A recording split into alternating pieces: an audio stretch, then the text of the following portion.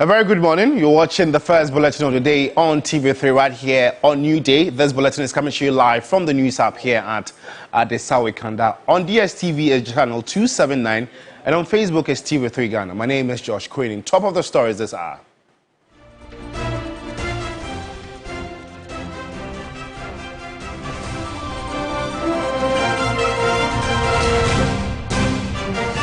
Inspector General of Police talks tough ahead of December 7 elections, vowing to adopt a no-nonsense approach.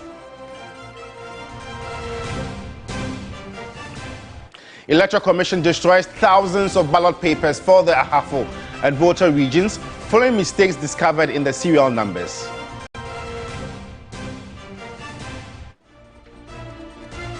Also coming up this morning, some marine fishermen at Jamestown in Accra say they are reeling under the effect of negative fishery practices.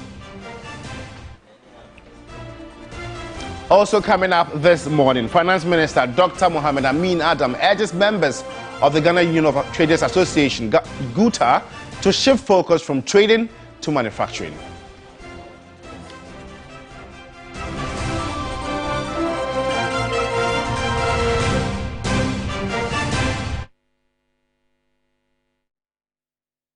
We have details of these and many more coming up in the next 20 minutes if you spend your time with me.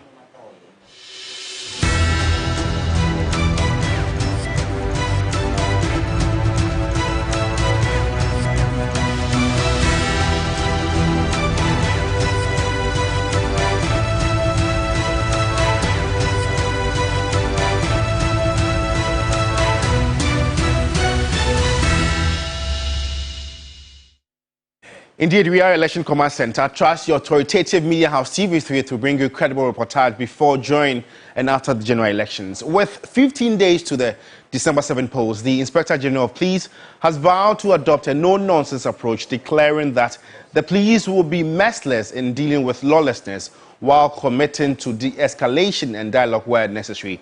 Dr. Dampari was speaking when he met various political parties and candidates ahead of the elections. The high-stakes meeting between the Ghana Police Service, head of other security agencies and political parties was to discuss security arrangements for the crucial December 7 polls.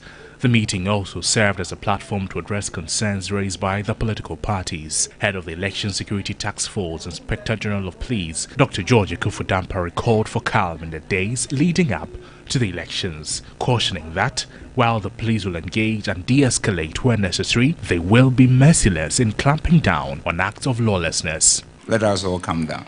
It is election, and after the election there is life. So we shouldn't play it as if it is not me today, then everything should crumble. Where we need to engage, we will engage. Where we need to de-escalate, we will de-escalate. But where we need to be merciless when it comes to the application of law within the context of rule of law, we'll stop at nothing. Dr. Dampari further urged the political parties to be realistic in their expectations, reminding them that elections produce both winners and losers. He encouraged all stakeholders to prepare not only for potential victory, but also accept defeat gracefully. Only one will win. The rest will not win.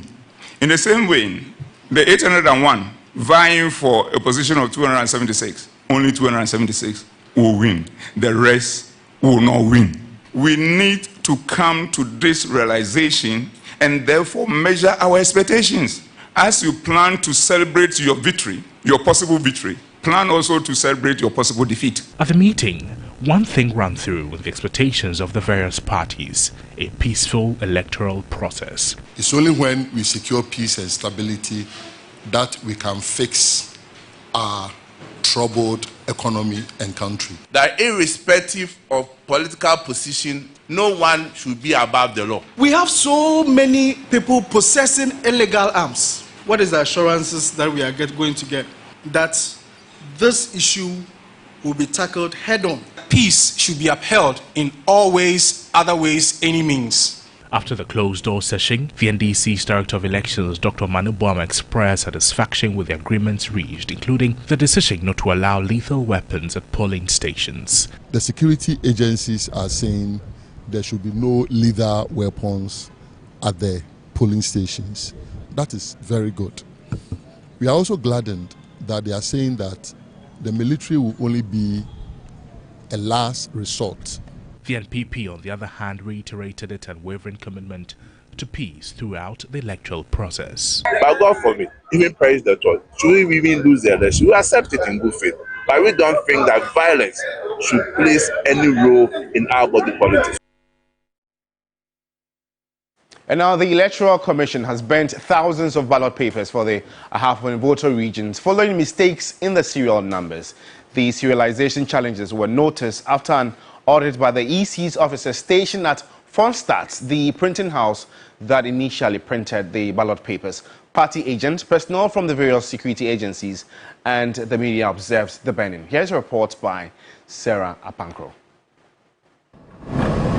The team arrived at the waste site with 3 trucks fully loaded with defective ballot papers. The trucks were offloaded with thousands of ballot papers spread on the ground. Under the supervision of security officers and party agents, the defective ballot papers were set ablaze. According to the commission, the move was crucial to ensure transparency. You have seen how transparent the process has been, how open the process has been, and as we said, the commission has done this because we want to protect the integrity of the ballot papers. The Deputy EC Director of Monitoring and Evaluation provided statistics of the burnt papers. We brought in a total of 184 presidential bags, ballot paper bags, okay, for voter region. Presidential Ahafo, we came in with 67 bags. For parliamentary voter region, we brought in 66 bags, and for Ahafo, we brought 21 bags. Thousands of ballot papers that are being burnt to ashes right now. EC is doing this as part of its own measures to deepen trust and ensure transparency. The NDC, for instance, still has challenges and says, for instance, should this happen again, then it would only signal the fact that the EC is not willing to cooperate with them, especially with the voter region being their stronghold. We will make sure everything is burnt to ash before we leave. For how long are you going to be here? As long as we have to, because we want to make sure none of the ballot sheet or papers lives here. Even if it takes you days? We have to. But I can tell you emphatically that whatever we have burned it here, whatever we brought it here, we're corrected.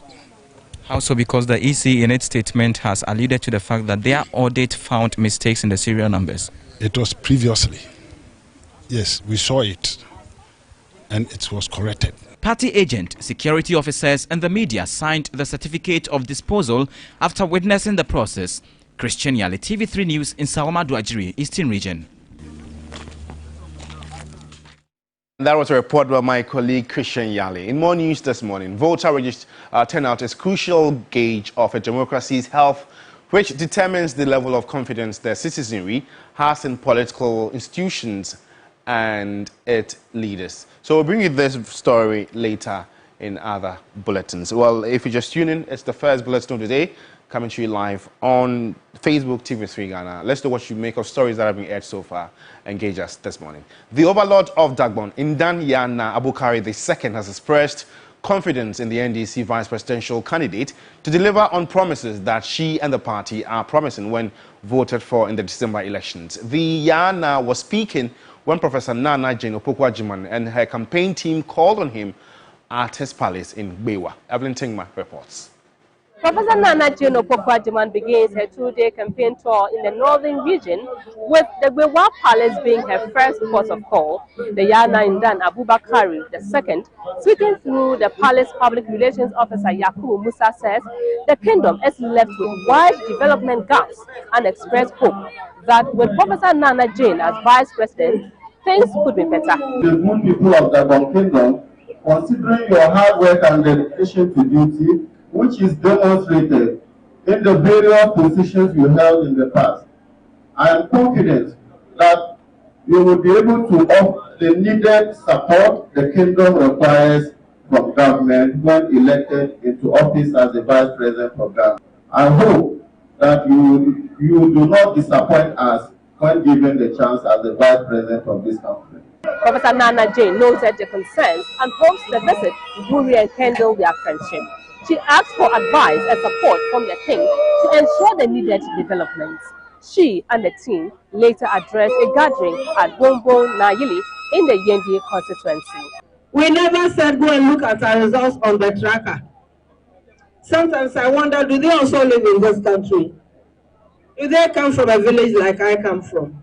Do you see when I go to the beaches and the market, I don't see the women on their Android phones, on their iPhones, checking sites. How about the quality of their lives? What are their worries? The 2024 election is about trust. It's about the leader that you can trust and the leader that you can rely upon. So I want the whole Ghanaian community to know that the difference between the LPC and the FPP is that after the LPC and the Bahama, then we promise we deliver. The team also campaigned in Patanga and Sang in the Bushegu and Mion constituencies.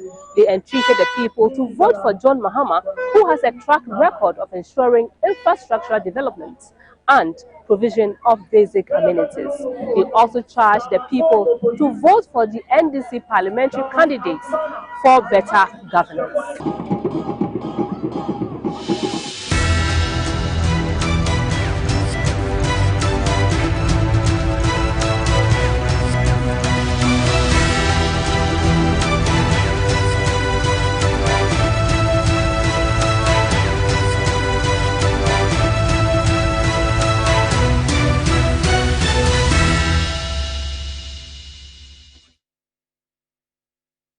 And now the Korle constituency has gotten its fair share of what government terms as massive transformation of public schools across the country.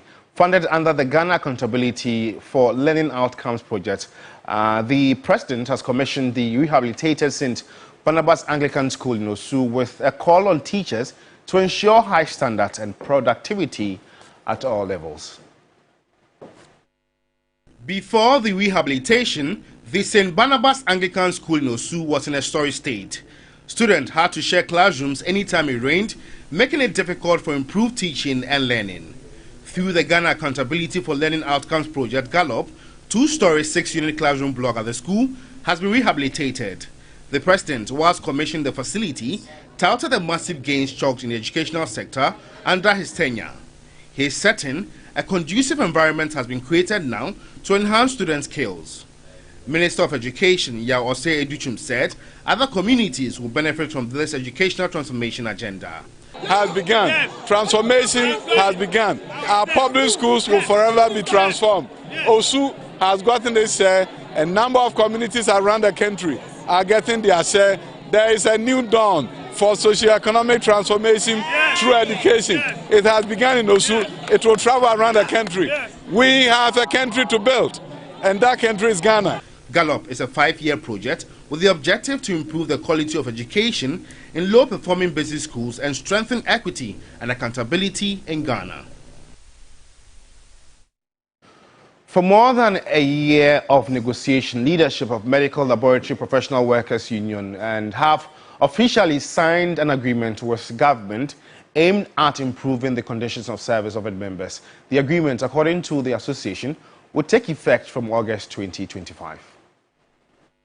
Agreement takes effect from 1st of August 2024, and already we have begun implementation processes on some of the monetary aspects, but then finalized collective agreement is going to be made available to various managements at the facility level. General Secretary of the Medical Laboratory Professionals Workers Union, Cephas Kofi Akoto, urged members to manage their expectations. It's negotiations, and when you go before negotiations, you don't expect to get everything. We have made some compromises in order to make progress in the interest of the nation. He wants government to give priority to allied health professionals who are yet to be given financial clearance. We want to use this opportunity to also remind the Ministry of Finance and the Ministry of Health to pay special attention to our colleagues who are at home and have not been granted financial clearance. We think that is long overdue. It has gotten to a point where we are beginning to feel that we are being sidelined. Meanwhile, a deputy director at the Ministry of Health, Lawrence Odate Lawson, revealed that the current agreement with the union will last for 2 years, subject to renewal. So in the next 2 years, we expect that proposals will come forth. Then we will go through another series of negotiations to have a reviewed document such that members of the association will be happy that yes, what they expect the leadership to do for them, they are doing so, and what they expect the government team also to carry forth is also being done. Well, some adolescent girls in parts of Ghana are grappling with serious challenges related to menstrual hygiene management and access to potable water, leading to rising absenteeism in schools. To address the troubling issues, the Ministry of Health, in collaboration with the Ministry of Education, has launched the Girls Hygiene Empowerment Program.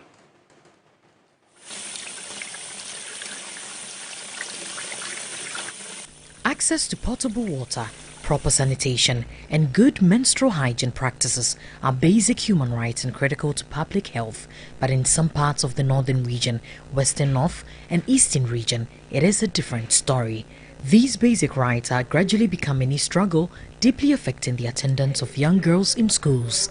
We have been faced with the challenge of water. There has not been water for the children to use, especially in the dry seasons. We only use a harvest that is able to supply us when it is during the rainy season. But just as the rain stops, it becomes an issue. At times we have to roam around looking for water. The district, we have a lot of schools that have this challenge with regards to wash facilities, toilet facilities for them, hand washing facilities. A lot of schools in that district are lacking these facilities. The struggle was highlighted by the heartbreaking incident of a 9-year-old girl who drowned while trying to fetch water. Child lost her life as a result of accessing drinking water from a nearby well. So now we are assured of getting a borehole, which is going to help us in the supply of water for the school as well as for the community. The collaboration between the Ministry of Health and Ministry of Education is to reduce the burden of these students in the various schools selected. To give some of the schools that we have brought here, give them source of potable water by sinking boreholes in this school. In addition to that, we are sending teams to make sure that communities are part and are involved in making sure that these girls are educated. In fact, not only boys, because we realize that stigma is another thing. We are giving them hygiene kits. Hygiene kits, we mean sanitary pads and washing soaps. We are going to train the school authorities and then the students, impart them with the knowledge on how to manage their menses. The selected schools be Bieni Newtown School in Western North Region, Teacher Mante Presby Primary School A and B in the Eastern Region, and Zogbili Primary School A and B in the Northern Region will soon find relief as these mundane challenges are set to becoming a thing of the past. Safa Boyne, TV3 News, Accra. And now 7.2 million children under 5 years are to be vaccinated against the polio virus in the round 2 of the nationwide polio vaccination exercise, which started today, November 21 to Sunday, November, across the country. Programs manager for the expanded program on immunization at the Ghana Health Service, Dr. Kwame Aponsanchiano, reiterated the safety of the vaccine. All children who received round 1 will still receive round 2. And those who unfortunately missed have the opportunity to receive at least 1. Our target was 6.1 million. We had around 7 million, meaning we even underestimated our target. And therefore, going in the second round, we have revised the target to include all those who were vaccinated in the round 1 and added a bit more, about 5% of the total, so that at least we don't miss any child. We had a few challenges navigating the gated communities and especially the private schools. You know, the private schools have associations. We engaged with some. Of course, we didn't know that we had several associations. So we engaged with some, but unfortunately some were not engaged, as it were. So going forward, we've tried to engage all of them so that they allow us to vaccinate the children. In fact, we are here because of the children. We need to protect them. So they should allow the healthcare workers to vaccinate the children.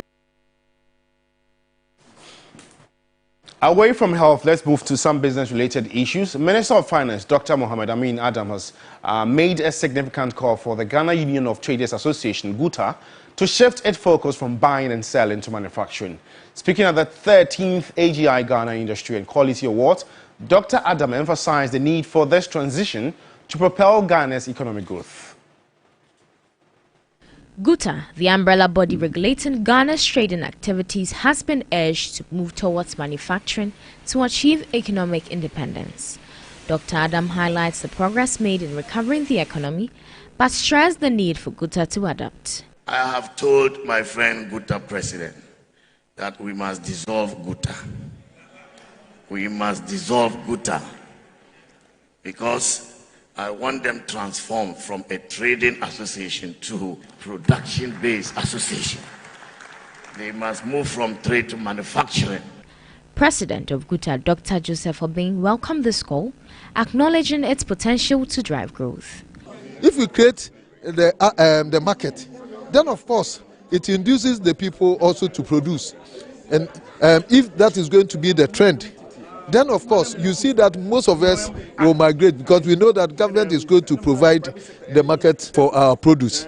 However, President of the Association of Ghana Industries, Dr. Humphrey Enyimdake, pointed out that traders will only transition to manufacturing if economic policies are favorable and conducive.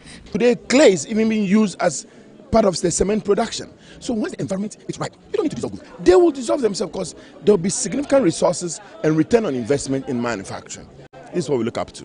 The 13th AGI Ghana Industry and Quality Award was under the theme Navigating the Uncertainties of Our Business Landscape to Sustain Productivity. Well, on that business note, we end the morning news. For more news updates, you'd want to log on to our website at 3news.com. Also, go and follow us on Instagram, 3news.gh, for all the exclusives, behind the scenes, and all other updates when it comes to the world of news. My name is Josh Quinn. Thanks for watching. It's always a pleasure coming your way. Have a good morning.